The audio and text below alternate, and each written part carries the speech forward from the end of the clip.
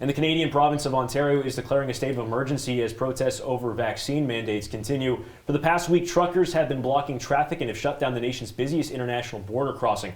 CitrusTV reporter John Perik is joining us in studio. John, what is the protesters' message?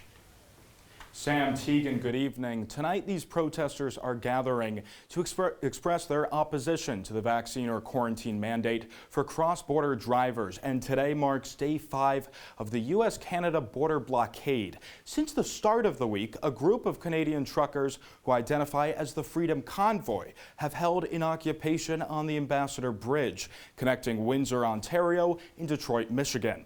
Now, today, Canada is receiving increasing pressure from the White House to put an end to the movement.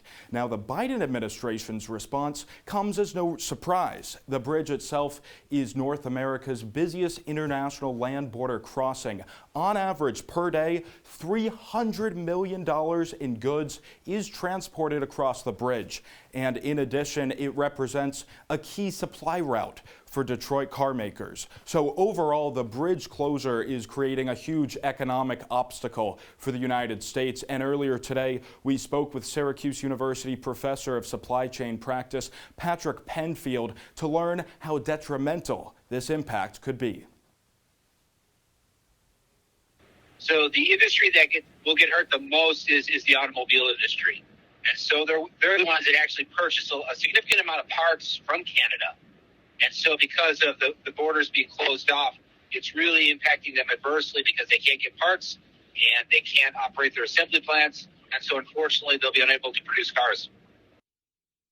Now, one question many people are asking tonight, is there an end in sight? Well, Canadian leaders such as Prime Minister Trudeau and Down are now labeling these blockades as illegal actions. And the city of Windsor is seeking an injunction to disperse the protesters and clear the bridge. And we also know the Royal Canadian Mounted Police is bringing in reinforcements if needed. Guys?